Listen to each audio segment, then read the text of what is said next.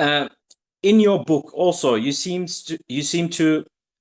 you don't seem. You position Russia as playing a unique role in resisting the Gog and Magog world order as well. How should Muslims understand the balance between welcoming the resistance and not falling into blind allegiance to any nation state? It is the fault of the world of Islamic scholarship that they have failed miserably so and embarrassingly so in understanding what the Quran has to say on the subject of Gog and Magog. You cannot find a single prominent scholar of Islam anywhere in the world today who is prepared to explain the subject from the Quran correctly. Allah has spoken of Gog and Magog only twice in the Quran, only twice. So it's not so difficult if there are only two references. One is in Surah Al-Kahf and is connected with Zulkarnain. And Zulkarnain is connected with the Black Sea. The Black Sea. And Zulkarnain is described in the Quran as eventually prevailing over people living in the region of the Black Sea on behalf of the Lord God. He's given blessed with power, and he uses that power to punish the oppressor and to punish those and to reward those who live the religious way of life. That's the profile of Zulkarnain. And he travels to the west and he travels to the east. And then when he travels in the third direction, which we recognize to be a pass in the Caucasus Mountains, there he comes across Gog and Magog. And he succeeds in containing the power of Gog and Magog behind the barrier. Gog and Magog are human beings. I don't have the time, Wahid, to keep on repeating 500,000 times what I've taught so many times already. I'm an old man now. And I'm tired of repeating what I'm repeating. But it's just like water falling on the backs of a duck. I can speak a million times, they will never accept my views. This was Gog and Magog being contained behind the barrier. They are powerful people, human beings, but they use their power to oppress. They are people with indestructible power, but they use their power to oppress. They use their power in a decadent way, in a godless way, in a pagan way. And when he contained Gog and Magog behind that barrier, the world was safe from Gog and Magog. That is Surah Al-Kahf of the Quran. But because Allah describes him as Zulkarnain, the implication is that he's someone, not someone who has two horns. No, because the Quran refers to Karn many, many times, the word Karn, and not even once does the Quran use the word Karn to mean horn. Every time the Quran uses the word Karn, it refers to a generation, a people, an epoch. So we dismiss that nonsense about the horn. Let the schoolboys follow that. So now then, because he is Zulkarnain, the implication for him, and I have tried to teach this, and I have failed, because they wouldn't listen to me. They wouldn't listen to me. The Zulkarnain is someone who impacts on history twice. That is the meaning of Karnain. But I wasted my time for 25 years. They wouldn't listen to me. No, they wouldn't listen to me. So therefore, if Zulkarnain is successful in containing Gog and Magog the first time when he built the barrier, there is a second time for Zulkarnain to do the same thing. He will impact on history twice. The first time took place thousands of years ago. No human being lives for so many thousand years. So it's rather foolish. It's rather foolish to identify Zulkarnain with any person in history because he's still to occur, there's still to occur a second time in history.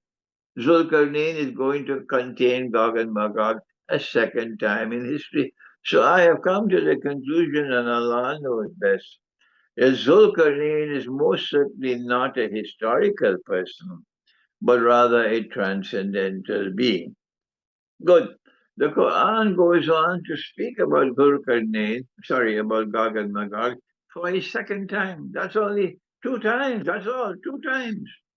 And the second time is in Surah Al-Anbiya, where Allah speaks of a town. He destroyed the town. He expelled the people of the town. He placed a ban on them that they could never return to reclaim this town as their own until when?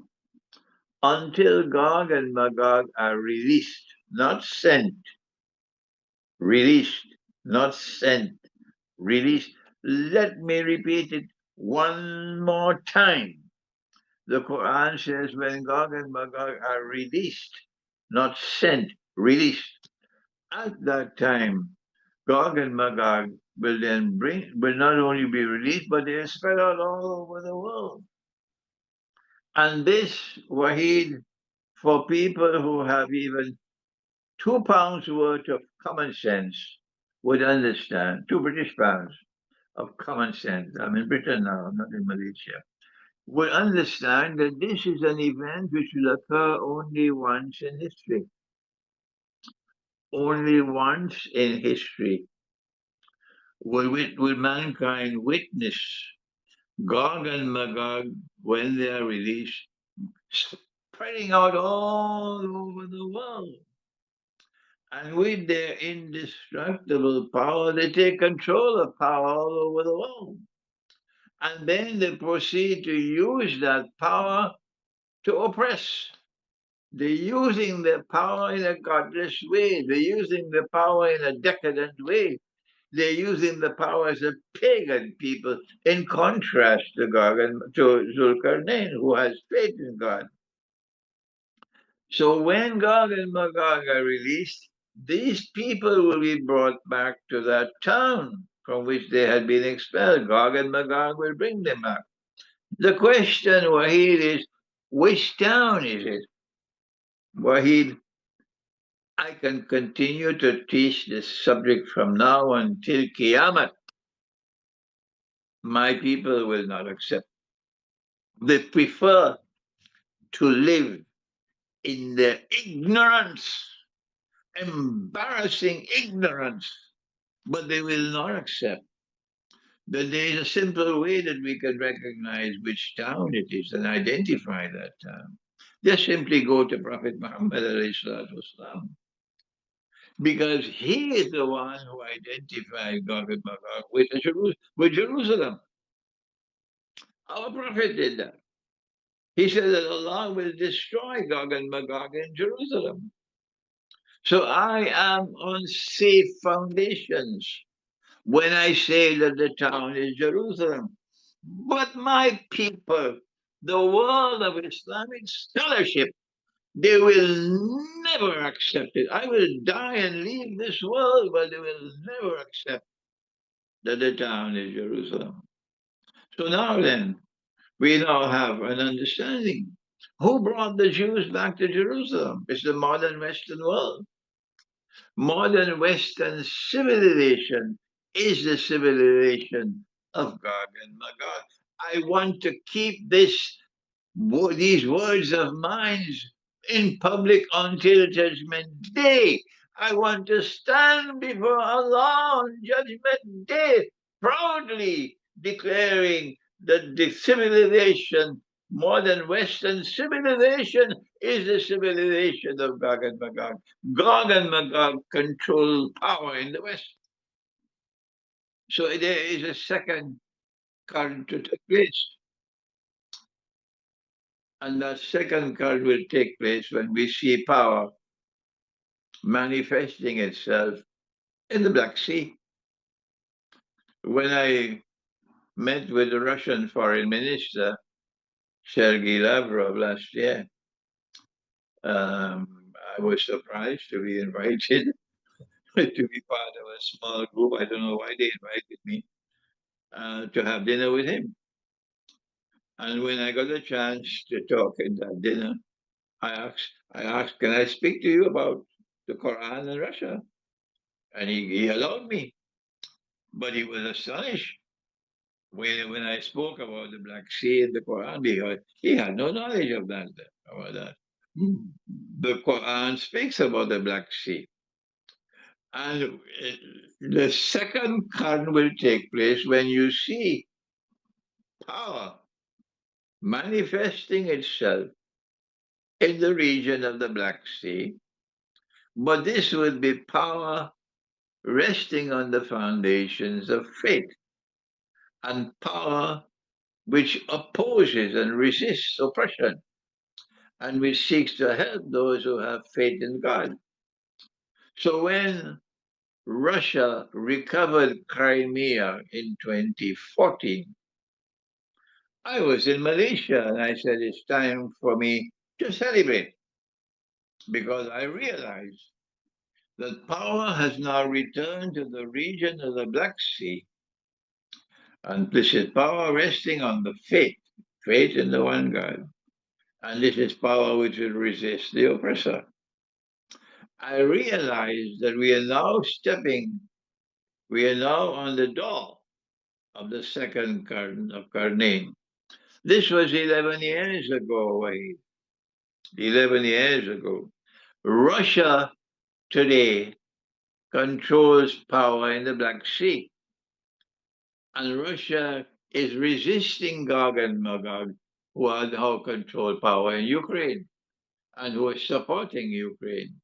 So the world, the Quran has allowed me to be able to understand international affairs, understand what is happening in Ukraine, understand what is happening in the West and its relationship to Russia, while my people reject my scholarship. Wahid, what can I do? I am an Islamic eschatologist.